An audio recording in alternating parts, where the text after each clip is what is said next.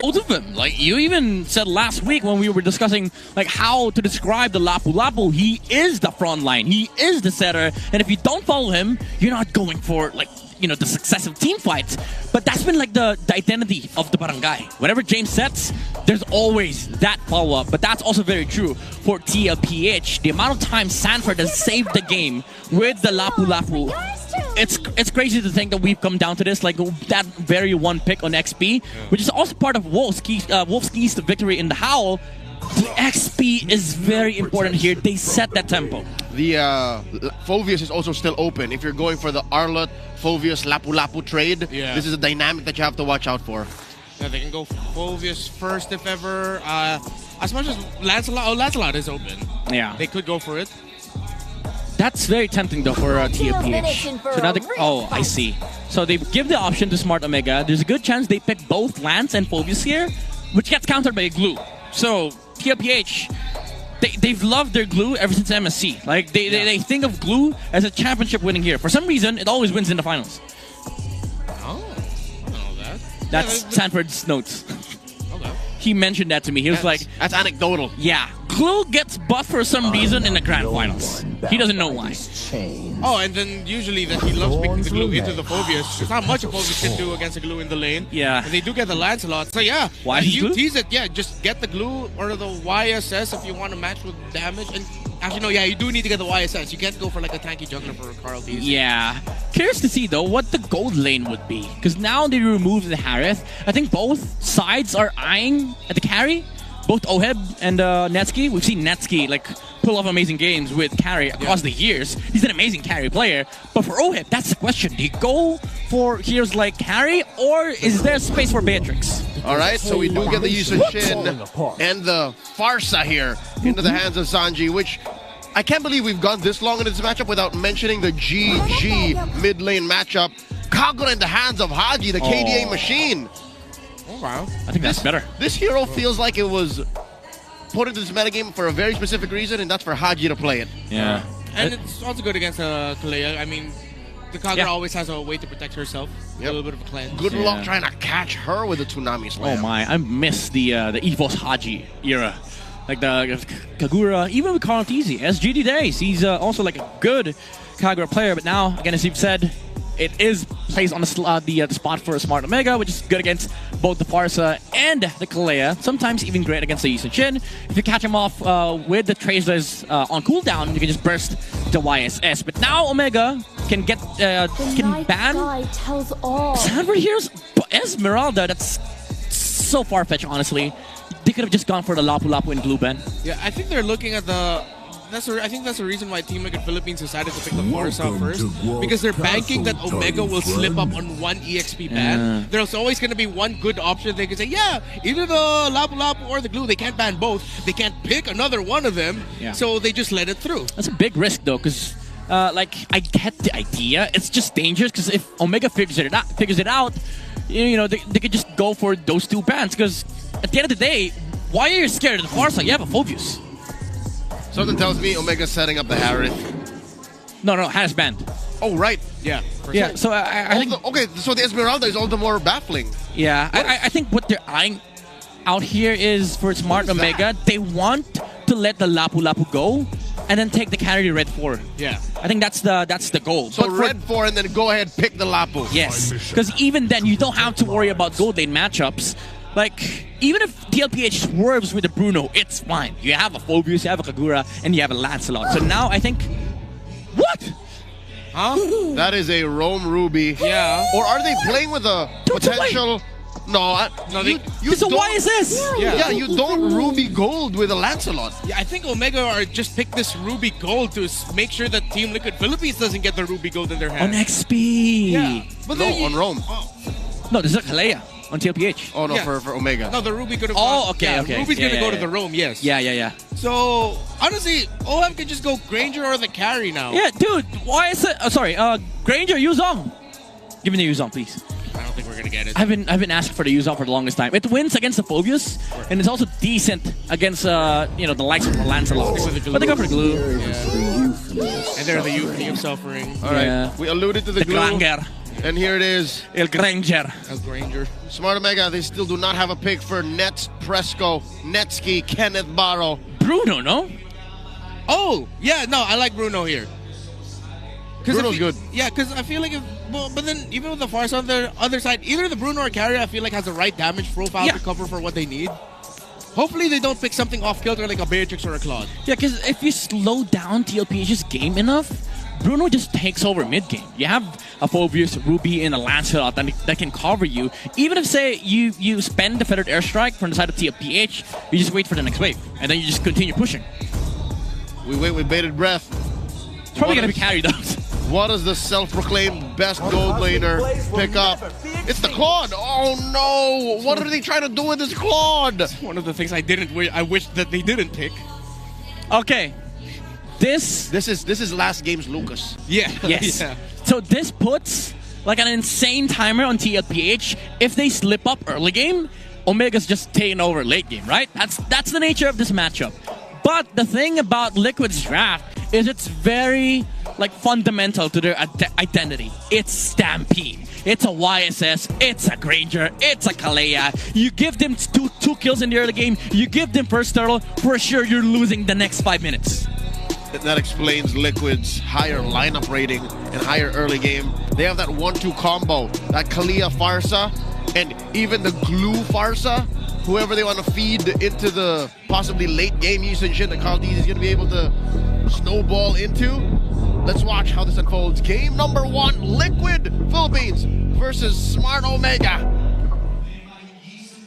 Who's going to be first on the board? Welcome to Mobile Legends. I don't know, man. It feels like Liquid can get full Stampede on this game. We've seen a lot of crazy YSS momentums paired up with a Kalea, Barca, a Granger that naturally just builds Sky Piercer. There will come a point in this game, if Tlph had enough momentum, they won't even care about minion waves. They're just gonna find heroes to kill. Yeah. On the other side, I see a possibility of Omega getting a surprise win at around Turtle 1 or Turtle 2.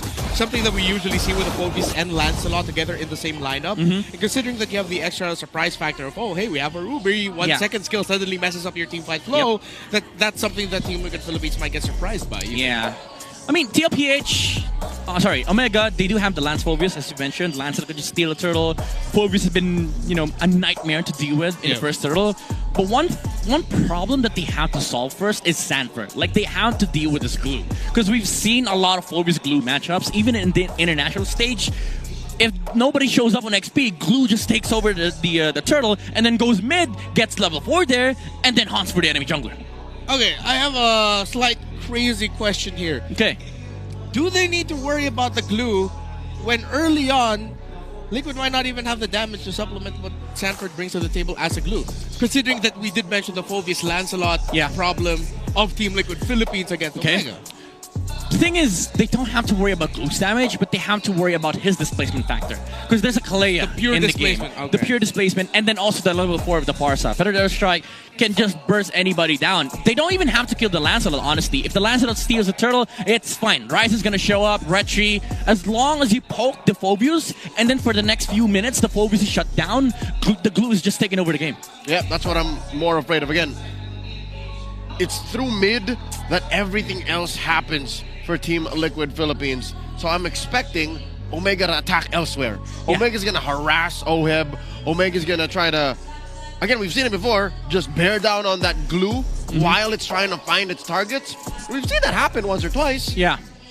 I guess to hone in on your point, like attack elsewhere, it's not just attack, but also commit. Like if they want to go for Turtle, they have to address Sanford. If they want to go for some play else, maybe put 3 or 4 heroes on gold lane.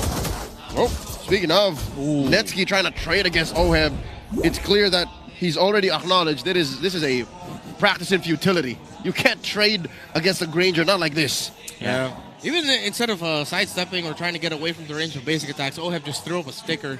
And even Netsky in his own right was like, I don't care if you hit me with your first kill. It's cool, man. It's all right. Let's just trade this out. Yeah, it's funny because like Oheb realizes the Claude's damage is so low, he could just trade basic attacks. He's not even like trying to hit the first kill. Yeah. When the Claude was behind the minions, he was just like, okay, I'll just fire at you. When he goes back, all right, Rhapsody. Yeah. And the difference will be in their first items, which we've yet to take a peek on. True. Because I would guess one of them, or whoever chooses to be the aggressor, will build warrior boots. And then just go from there. It's like, all right, you want to trade, huh? Yeah. I own the first 6 minutes of trading. Yeah, problem is that hurts the Claude. Because even if, let's say, all right, he's holding his own against the YSS, against the Granger, it's reducing the damage for the Airstrike, though. So if Tlph decides to go for the Gold Lane, it is counterintuitive to go for that item. So some Claude players, if they feel like the warrior boots doesn't solve their mid-game problems, they would just try to rush items. So maybe there's a world where Nets just rushes DHS into corrosion, into golden staff, so they have a fighting chance. But even then, like, you're fighting into the window of the Granger, wherein when you get those two items, like the first two for the Claw, you already have the Sky Piercer for the Granger. Yeah, at some point, he'll also have to consider, like, all right, am I going to build a Jerkin real quick just to lessen the physical damage just a little bit, and then I'm going to go into the DHS. And yeah, I do agree with you that the DHS should come before the Corrosion Scythe in this scenario, considering that he will probably get harassed a lot. That extra little bit of sustainability for himself might help out the Cloud even more. And we haven't really talked about the jungle matchup as much. The Lancelot versus the Yi Sun Shin. It's rare that this trade actually happens because teams are still so honed in on, oh, these are two of the best junglers right now, despite the utility actually having so much more definitive, again, utility when you're trying to build up your side lanes or your cores. What do we expect Ryzen and Carl to do?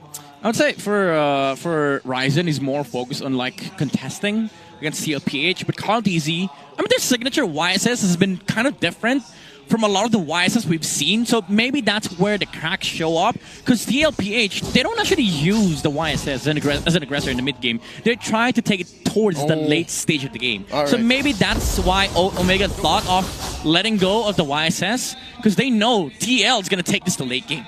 Yep, so we can confirm that Ryzen will try to contest and try to attack these side lanes, while Netsky's the first to budge. He built his tough boots already! And dives, he's immune onto the Claude, but he is not going to be able to immune himself from damage. Oheb survives the last hit of the tower. Good interplay between Baby Cakes to take down the Claude. Try to use the tough boots against those two this early on. Although this does open up a turtle. Okay, that's going to be a slap onto one. Sanford, the displacement too strong against Ryzen, and Liquid will be able to not get the turtle, actually. As miraculously, it's Haji who takes it, as Team Liquid will now try to invade and counter what Omega was able to bring to the table, and then James goes in as the Phobius. Omega have been able to counter that. Wow. All right. I was going to say, amazing rotation from Tlph. They knew they were going to rotate towards the gold lane because Cartesi started on the blue side. But Omega with the counter punch. Oh, Haji. Oh, the damage. No. Huge. You were saying? Yeah, I was saying, now Omega, they punish really hard. But Tlph's turn onto Ryzen allowed them to get more of the resource on the map. But James, again, he's the tempo setter for Smart Omega after Tlph knew that, okay, there's no jungler who can actually invade that flicker Dark Wave onto YSS. Oh, look at this. The Filipino sniper Oheb, currently ranked #1 Granger in the league. Throughout his stats, career all-time highs. I didn't expect that. Surprising too, but I mean, he played a lot in MSC, so That's no true. surprise that he's also tearing it up in the Philippines with the Granger. Already has the Hunter Strike, and he didn't go for the Warrior Boots. He did get the Jerkin and the initial boots first, though. He doesn't have to go toe-to-toe against Nets. He knows that Nets is going to be leaving the lane half the time, and he forced Nets into investing into this duel when it really wasn't going to be a duel anyways. Confirming that Nets is on his way to a corrosion site. That's his first investment here. Yeah, or maybe just, just leave it there? Yeah, cash out crossbow, go to DHS. But again, this hurts Netsky even more because he had to finish Warrior Boots, but now Tlph, they would just swing from gold lane to mid lane. They don't even care about the Claude at this point. So for Tlph, all they care about is mid lane control, allowing Carlteasy to go wherever he wants, and then, Oheb would just pop off in the gold lane every once in a while. Yep, this side lane gambit has already failed. Sanji popped the Purify there. I think he could have sworn that Omega were going to jump him. And I think now James knows with the Purify gone from Sanji, he can just jump straight to the backline where Sanji is. He will have his Feathered Airstrike available for him. Good shrubs held by Omega. James shows himself first. A little bit of a trading, a little bit of a dance before they go all out. Team Liquid Philippines waiting until Carl TZ says it's go time. Ooh, Waiting for the jump. Flicker along with the jump. Super Yoshi got taken down by Oheb. Blazing White by Nesky is going to be able to be enough to take down JP. Meanwhile, Sanford with the displacement onto James. They're going to be able to finish off the Phobias, and Team Liquid Philippines in a snap wins the fight. Quick fingers coming out from Tlph. JP with a punish. Quick jump as well. Title strike on Smart Omega. Even though the counter fight was there, Haji threw out the umbrella with a blazing duet from Netsky, but Oheb was able to flicker out. Painful for Smart Omega. It seemed like they were the aggressor. It seemed like they were going to set something up, but Liquid found the window. Now up by about 2,000 gold. We'll see that sequence once again. Here's an Infinix instant replay. Yeah, we caught the tail end. Yeah. The best part of that was right before that start clip. Yeah, to be honest, that flicker out from Oheb was everything for Tlph. They were able to fight after the initial spells were thrown for Smart Omega. Netsky had to go out with a BMI, and unfortunately for James, he was left alone to his own devices. JP? Oh, JP goes in again with the second skill, and that's going to be a stun coming in from the Mountain Shocker. Blazing the red though, and here comes the counter by Omega. Netsky, perfect entry, perfect timing, and perfect damage. As Carl, TZ, and JP fall, James trying to go after Sanji, but he's not going to be able to catch the mid laner of Liquid. Press go with a double KO. Did not expect a Claw to hit that hard this early. Yeah, and this is what I meant with what we said earlier. Omega, they're not afraid of anything. JP jumped onto Super Yoshi instead of flickering out, flickered in front of the YSS, and Netsky committed the blazing duet. This was mentioned in the Howl, and you also doubled down on this, Midnight. Omega fights at the weirdest of times. Yeah. And they started with an I'm offended, but they ended with a blazing duet and a free 2 kills that resulted in, oh my god, conversion through the roof, a tier 1 push down bottom. Netsky not only survived the laning phase, but won it. Oh my goodness, James and Yoshi, they're opening up the doors for Netsky's late game. Now this Claude is gonna become a problem for Tlph because one item counters them all. It's just the wind of nature, honestly. Even though I say that there's that feathered airstrike, there's that title strike from JP, but he has a purify, and it's kind of hard to use the feathered airstrike onto a Claude with almost max movement speed.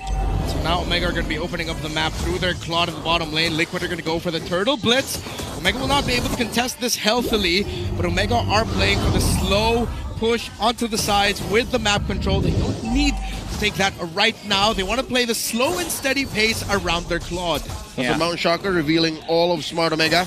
So Liquid knows it's worthy. It's safe to trade for the top lane. 40 forces you to spread here.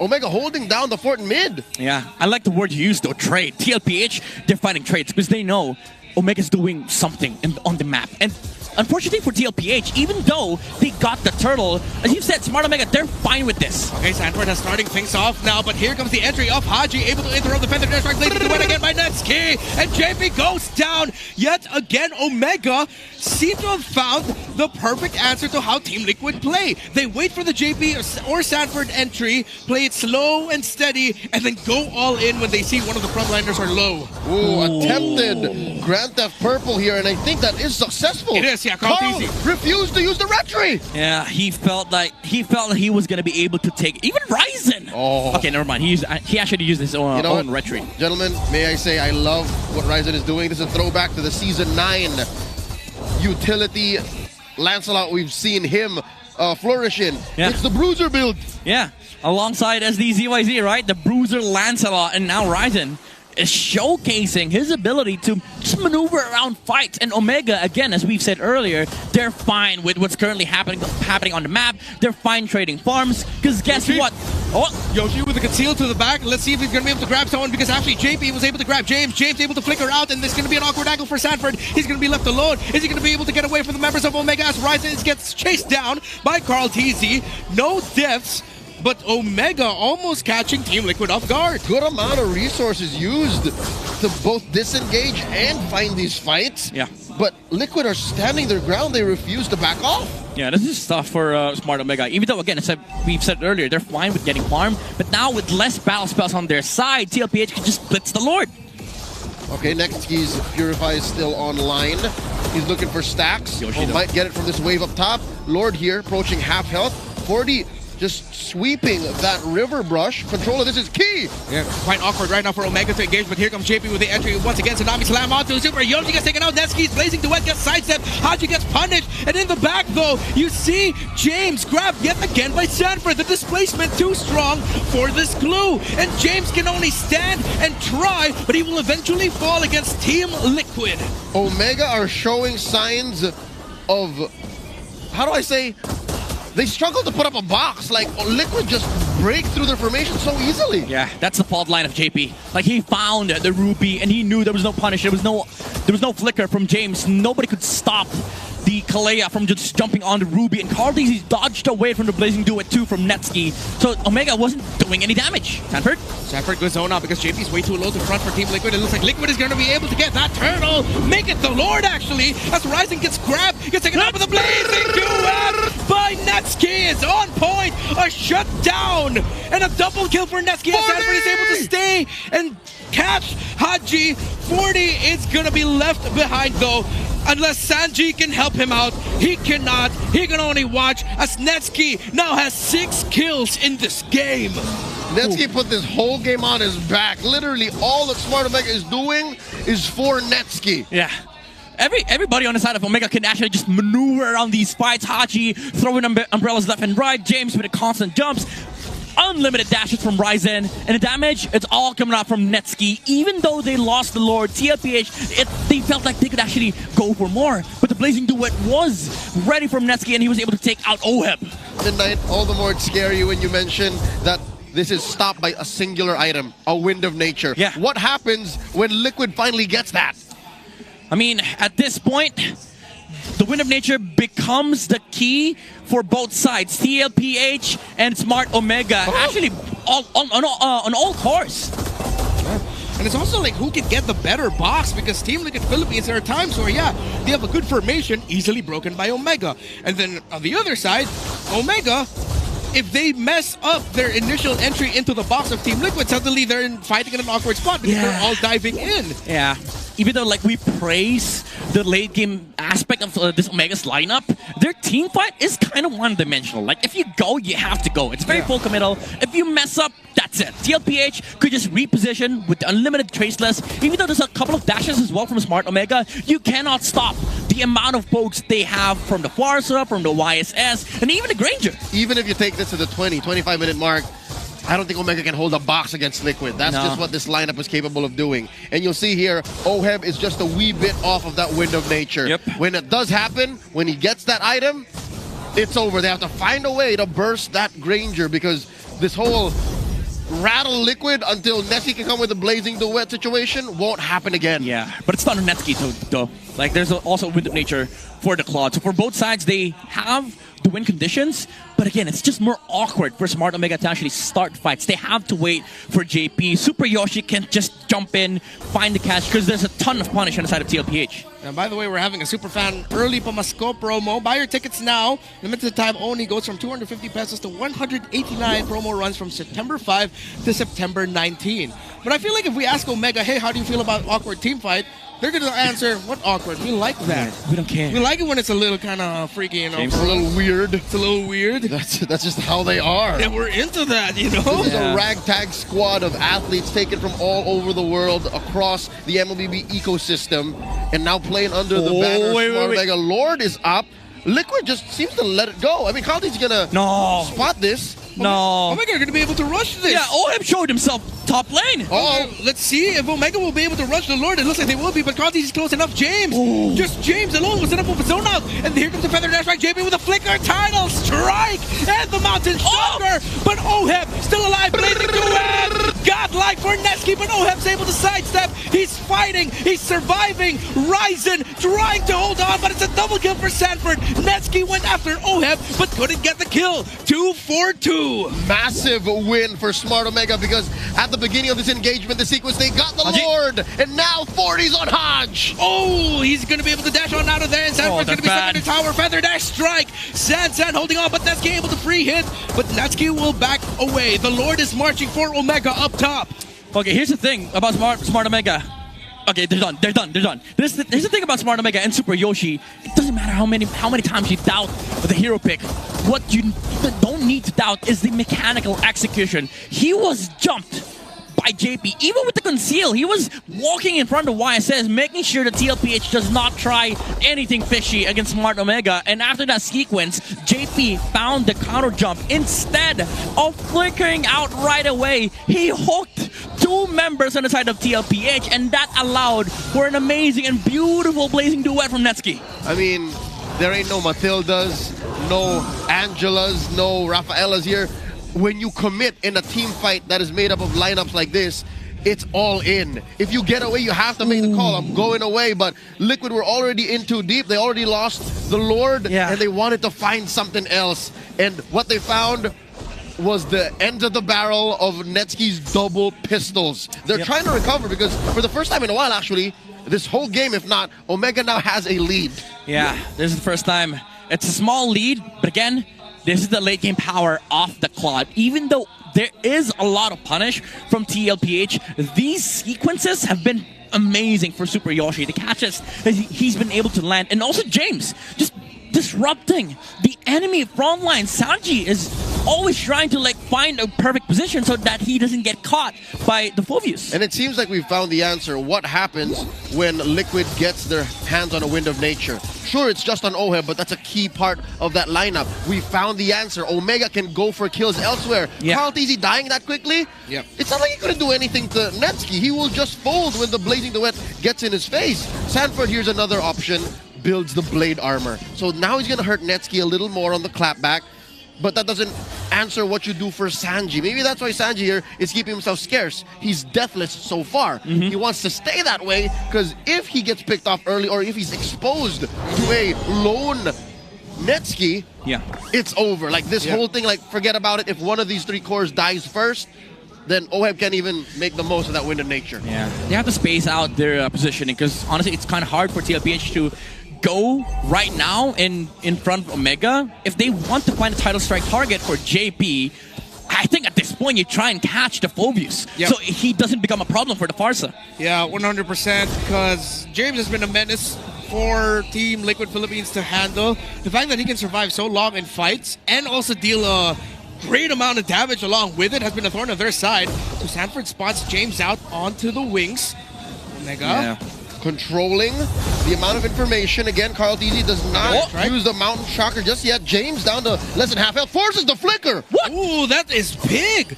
There's a big utility spell used out there. Let's see if Team Liquid Philippines are going to be capitalizing. They're rushing the Lord a little bit more, considering that the flicker is gone. Omega now holding vision given by Tlph, who's going to win the retry battle, and it goes to Oheb. You don't need no retries, and now they're going to be fighting it out at the remains of the Lord. JP does get taken out though, but Omega will walk away with having to defend their base with a Lord Siege. That one Death Sonata from Kiel Soriano caught the Lord and Tlph. Even though they lost JP, at least you are able to push forward against Smart Omega. Good disengage as well after that Lord was finished and they dodged the Blazing Duet. Oh, that's a conceal. I think Yoshi wants to the flicker and the eye will fend in to catch the YSS. Sanford now forced to flicker out to get out of there. And let's see if Team Liquid Philippines will actually be able to do something with this Lord. It doesn't look like it. Omega, what a catch, what a read. Fair enough. Smart Omega needed to take out Tlph to make this Lord defense safe and to stop the bleeding. This is the story of Smart Omega. It's not just Ryzen. You don't question any technical limitations on the squad. Even Super Yoshi on the Ruby. We had a lot of doubts on the last two picks of Smart Omega, and now they're making it work. I was scared for a second, playing Ruby into YSS. If he has a good game, then he's just dodging all of the the mini crowd controls that you have. But when you play it like this, Smart Omega is very full committal. When we want to pick somebody off, we pick somebody off. I think people tend to forget, given how rampant he is in the metagame, YSS only has one dash. If you're able to count it, and I think that's what Omega did. If we could have been a fly in that room, you would have heard, he's done with the traceless, let's go.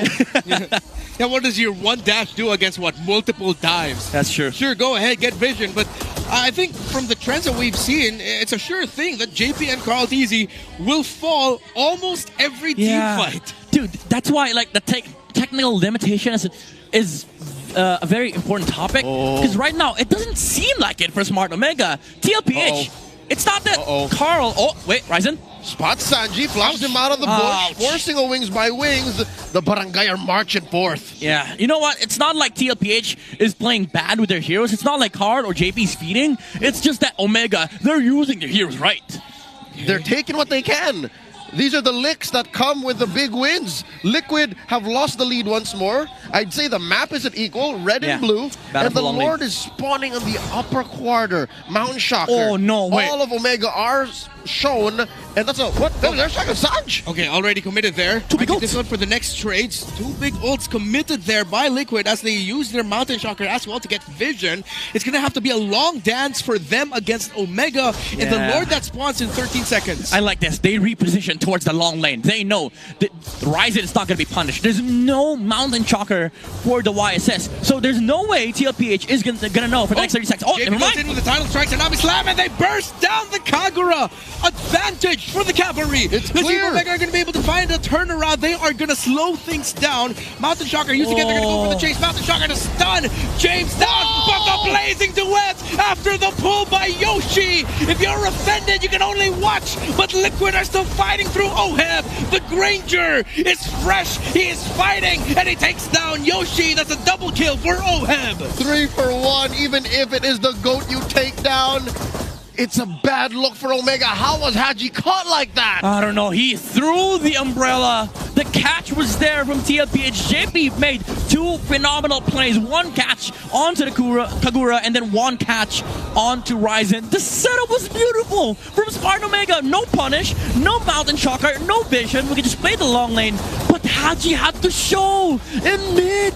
And what's weird is he used the Rasho umbrella flea to position himself and not to cleanse whatever was coming his way. That rarely happens for the KDA machine. Super Yoshi though, like that catch onto the YSS was chef's kiss from Smart Omega, not from Sanji by the way. But that was just repairing an already bad situation. Yes. They lost the Lord here, and Liquid are on the offensive once more. 2,000 gold lead.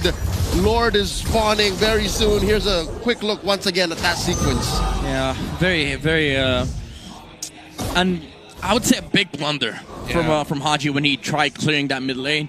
But again, JP stopped the Phantom Execution from the Lancelot, and they were able to take out Ryzen, effectively removing one of the maneuvers that Omega can actually pull off, which basically safeguards the Claude from the team fights. Yeah, and it looked like Omega fought that as if they caught Oheb. They did not catch Oheb. He didn't need to use his flicker out. And with the Granger alive, full build, all the damage in the world in favor for Liquid.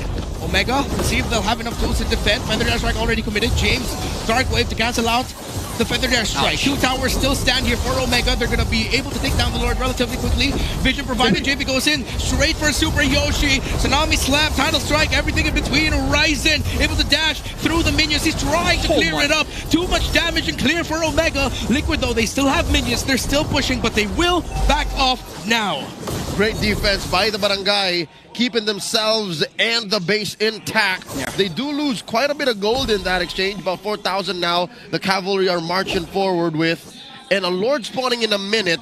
Where else does Omega find a way back? I think you try and do the same sequence as what they did last time, but this time don't blunder in the mid, because Tlph, they're very quick to punish. Once they see anybody on the side of Smart Omega show up, the Clay is going to be able to jump in and go for the punish. Water crowns are very much important in this this part of the game. We're reaching the equilibrium state, wherein gold lead doesn't matter. Both sides have went past 60k. So the map clearly belongs to the Cavalry. The Barangay can win these small skirmishes because they're less ult reliant, and they can just suddenly win off of easy pickoffs. But Liquid are keeping themselves scarce. Like, they're not doing what, again, I hate to point fingers, but what Haji did earlier. Like, they're not spreading themselves too thin, and now they're making themselves harder to find. Okay. 40. Good vision for him. Aizen and James and everyone on the side of Omega are going to get spotted out, which means Liquid can play around behind the Lord pit just a little bit more, which is one of their favorite angles on this side where JB is right now. That is one of the signature placements for a roamer for Team Liquid. Let's see if he's going to be able to get the flicker jump into someone. Oh. If they can catch. Feathered airstrike already committed there by Sanji. Might be a little bit too early, as Omega are going to be trying to blitz this Lord. Carl TZ. Here comes the conceal by JP. Is Omega actually going to be able to win this? Is turn it around. Tsunami slap, Dino strike, and the mountain shocker, but the blazing to wet entry here by Netsuki. Under where Oheb is. Haji gets taken down by Sanji. Liquid are still alive and fighting, while Omega are still trying to get close to the Lord, but they can't. JP gets the last hit. Rising gets taken down in the last-ditch effort. James takes down Oheb, but Omega have lost 2. Netsuki might fall. He loses immortality, and the Claude clawing, but he can't. As San stands tall with the GOAT remaining for Liquid. It's just Yoshi left to defend. Lord marching in mid, and they're basically ushering it away from bottom 2. This is way too difficult, way too damn hard. You may have super in your name, but there's too many damn minions to watch. Flex all you want, because Liquid will take game number 1.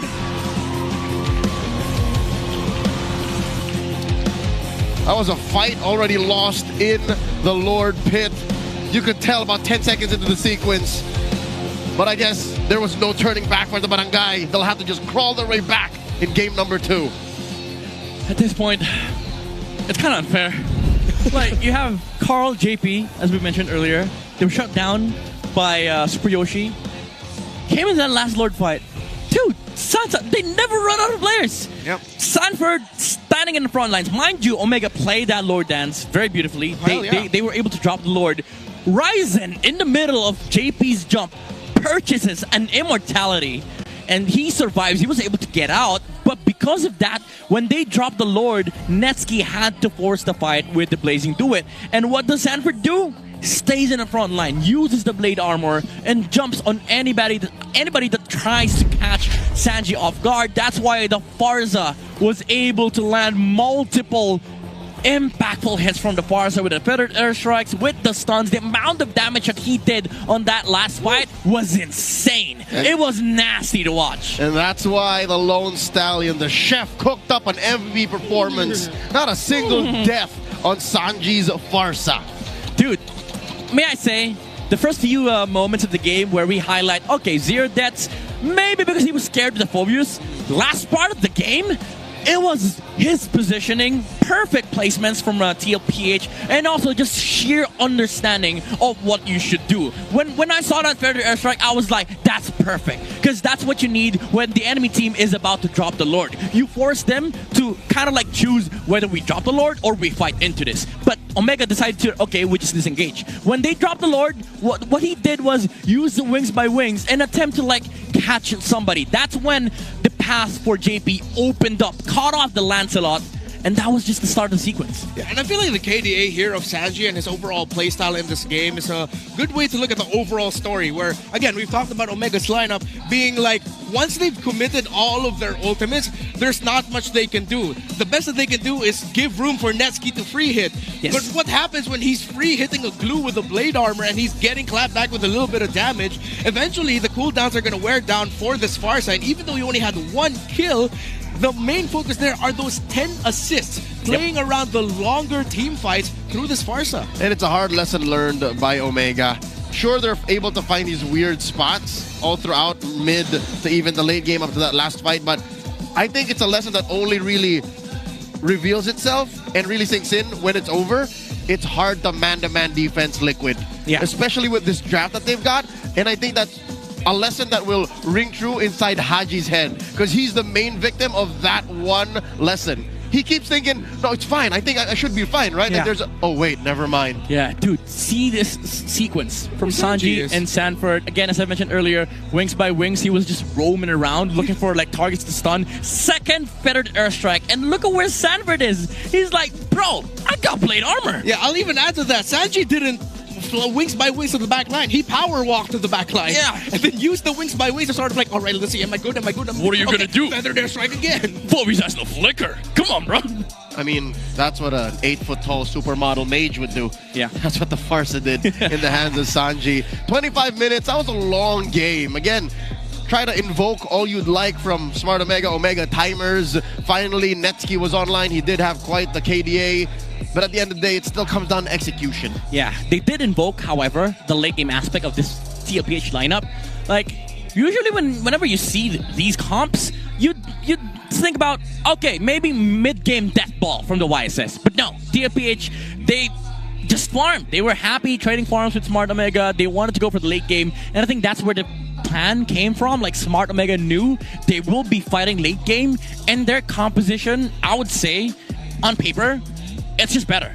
But the execution was better on the side of Tlph. Matter of fact, the turning point of this game was the catch on Haji in the middle lane. That was the main turning point. That was what started Tlph's comeback, I would say, in this game. And after that, it was just a better sequence for both Sanji and then Sanford. Because for Smart Omega, James was the main focus of like all the attention for Tlph. They had to like make sure that the Farza was away from the Phobius. But after some point, Tlph was just dealing with the Phobius. James wasn't able to fight. Yeah, real quick, I like how JB actually went for the photo on the Kalea. It's not all the time that we actually see a Kalea build a Flask of the Oasis.